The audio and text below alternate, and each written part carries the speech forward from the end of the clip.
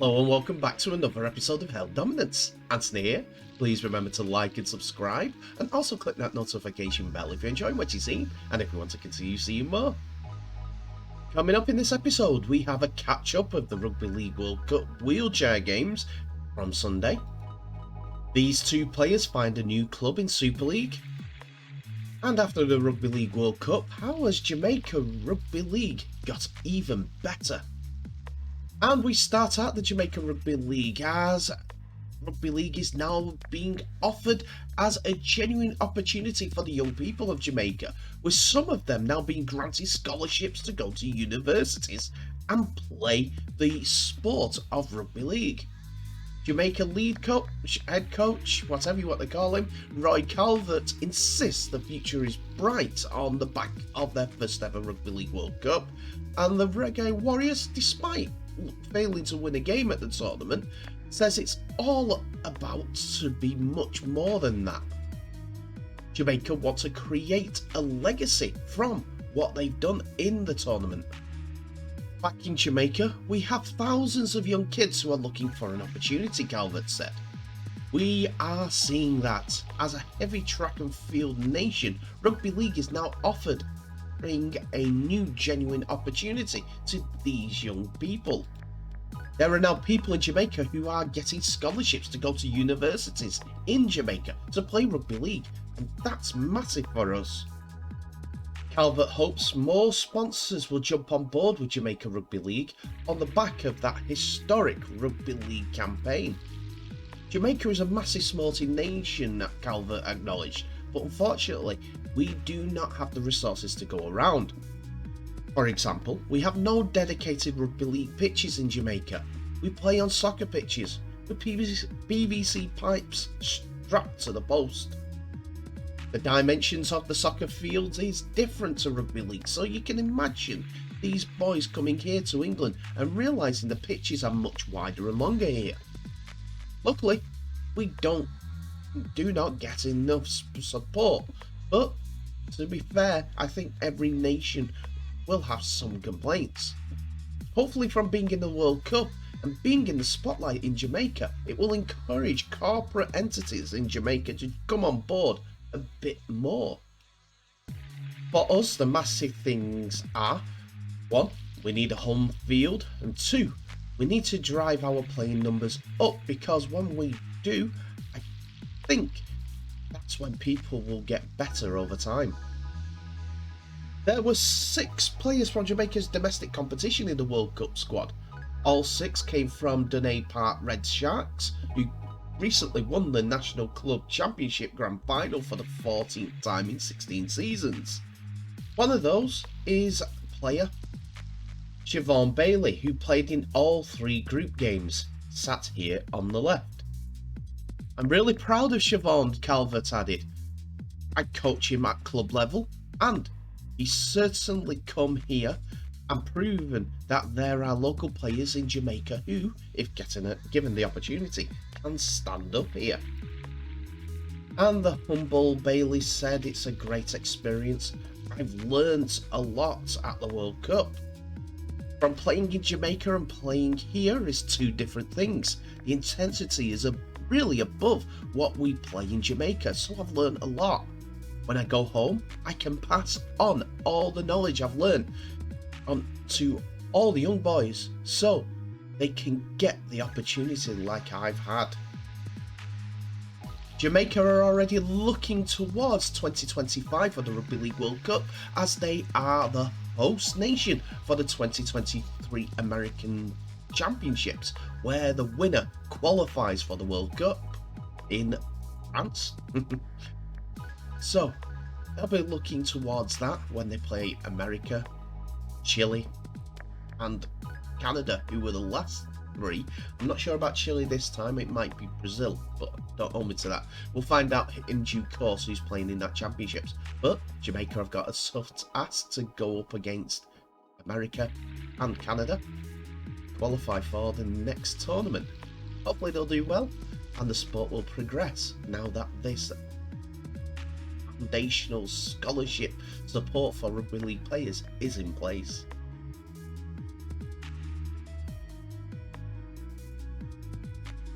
So it's time I give you a catch up for the Rugby League World Cup, as Sunday saw 2 games played in the EIS building in Sheffield as the wheelchair reached its semi-final stages. 4 teams battling it out to be in the final, and there have been some good results. Those 2 games saw France versus Australia, and England faced Wales in the final 4, and Sheffield was the home venue for the 2 Rugby League World Cup games. The first game was that France versus Australia match, as 2 of the tournament favourites faced each other, not in the final but in the semi-final, which meant that it would be an epic game, and so it turned out to be.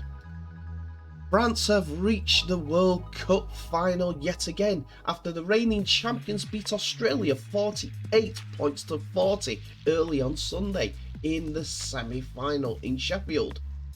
France scored an early try through Florian Guttard-Doro, although Australia soon hit back.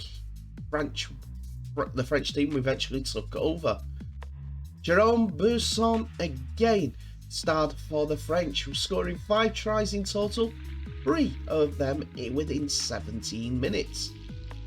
Australia did fight back to put some more points on the board in the second half, but France have built up the momentum of their own as they go into the World Cup clash on Friday in Manchester. It's going to be a fun old game for France against whoever they face in the final, having scored an incredible 350 points through their 3 group games and conceded just 27, and it was just the 34 seconds before France started scoring in this game. Amongst the French scorers also was Moustapha Abbasi, who went in for 4 tries himself, while 11 conversions from 19 gave a better gloss for the scoreline to the French team. For Australia, it was Zach Schumacher who scored a double that starred for the Australians, while Bradgrove Diab Karim scored again. Liam Luff, Bradgrove got his second, and Craig Canane all went in for tries, but it wasn't enough to overpower this strong French side.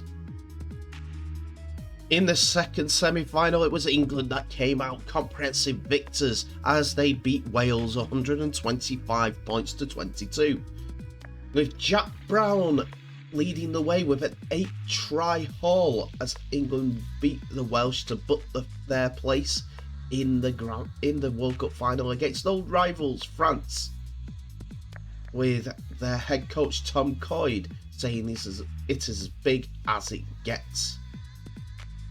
England ran riot in the semi-final with this huge margin, which saw tries come from Sebastian Benchara going over 4 times, Joe Coyd, the coach's son, scoring a hat-trick, and Robert Hawkins, Lewis King, Nathan Collins, Declan Brown and James Simpson all adding tries to the total.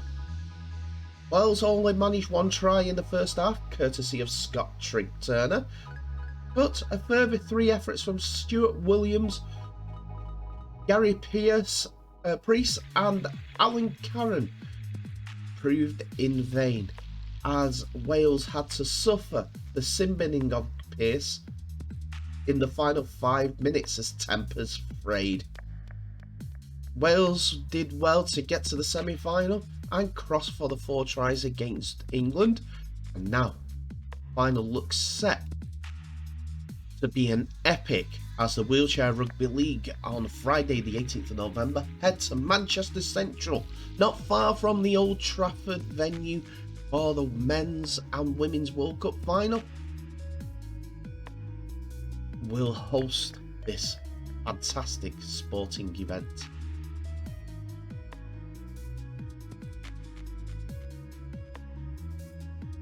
And we end the episode with Salford Red Devils, as they have brought in 2 players to get ready for their 2023 season. First of all, they announced the signing of Ben Helliwell from Featherstone Rovers on a 1-year deal.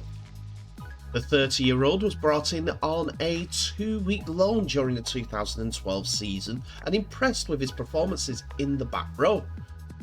He was part of the squad that defeated Catalan's Dragons at home and Toulouse away, 2 results which proved crucial in the club's run to the playoffs. But he was quickly recalled by Featherstone, but the Red Devils have secured his signing on a permanent basis. Reacting to the move, Helliwell said he's delighted to move to Salford, and he was lucky enough to play 2 games on loan last year.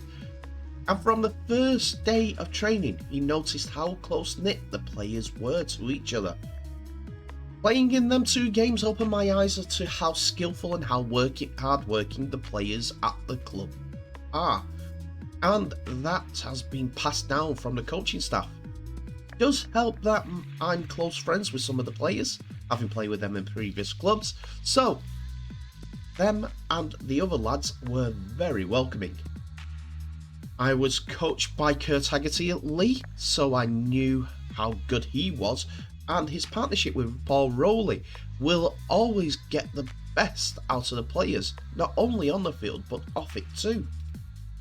Helliwell, a Scotland international, moves from Featherstone Rovers to the Red Devils for 2023 and is now looking forward to the season after 2022's exploits the Red Devils had committed. Last season they were unlucky to fall short of the grand final, but hopefully this season we can go one better and get some silverware. I can't wait to be a part of that. I'm looking forward to getting back into training and ripping in with the lads. The head coach at Salford, Paul Rowley, has added he's really pleased in welcoming Ben to Salford on a full-time deal. He joined for the month earlier in the year, and Ben's durability and versatility proved vital and valuable to the squad. The staff, players and myself enjoyed the passion and commitment he showed to the group and look forward to him being back. The other player that moves just for a year as well, but this time on loan, is Ellis Longstaff of Warrington Wolves, as the young man has, as I said, joined the Red Devils initially for a 1-year loan deal.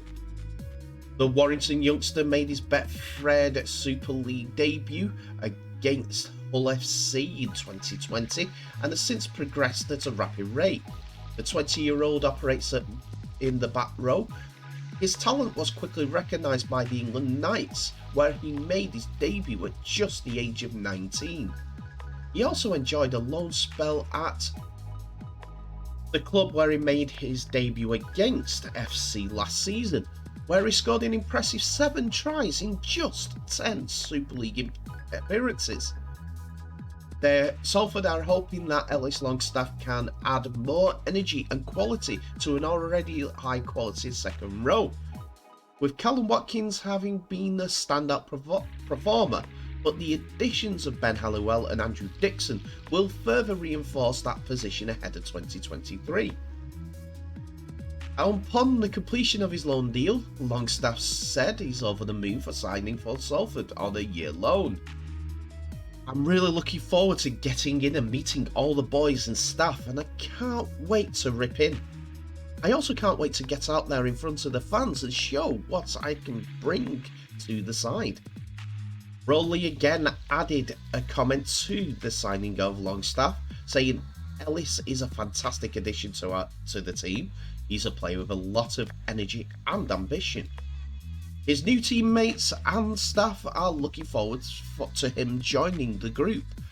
And as a current England Knight, he clearly has a talent and hard-working person who is driven to succeed, which is a perfect fit for our club.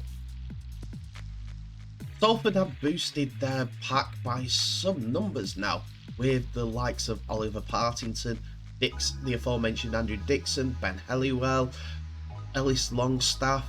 It's all going to be fun and games. but they've also announced an outgoing, and he's gone to Featherstone. Rovers have completed the signing of Elijah Taylor following his release from Salford Red Devils, and the New Zealander will bring a wealth of experience to the Championship outfit, having played in Super League for the last 2 seasons, and as well as previously in the NRL for New Zealand Warriors, Penrith Panthers, and West Tigers. He also has 11 appearances for New Zealand, including every game of the 2013 Rugby League World Cup, as New Zealand reached the final. Speaking about the move, he said, "I'm looking forward to the challenge at Featherstone and trying to get the club promoted to Super League. I watched Sean Long as a kid, and the opportunity to be coached by him is pretty special." While head coach Sean Long said, "I'm excited to welcome Elijah to the playing group.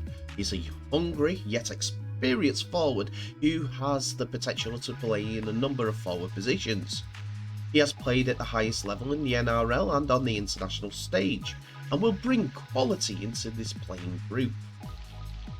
So there are deals aplenty at Salford Red Devils and Featherstone Rovers, and both squads are are looking to go that step further in 2023. Paul Rowley, Sean Long, looking to improve their squads and stamp their authority and their players onto their ideas onto the players that they bring in. Could be a successful one, but hey ho, we'll have to see how the season goes. Good luck to both, and Salford have got the better deals.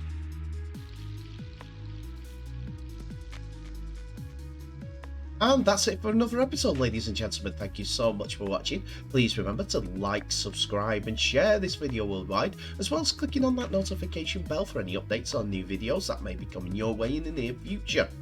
Tell me what your thoughts are on today's episode in the comment section below, as it's open for business as always. But please, everybody, be respectful in everything that you do. Tell me what your thoughts are on each of the stories. And also remember to share this video worldwide. I want to thank you again for everyone who watches these episodes. They make these channels even better, because I want to strive to make them better for you. But in the meantime, I'll end the episode as I always do, by wishing you all the best, so please stay safe, and I'll see you in the next episode.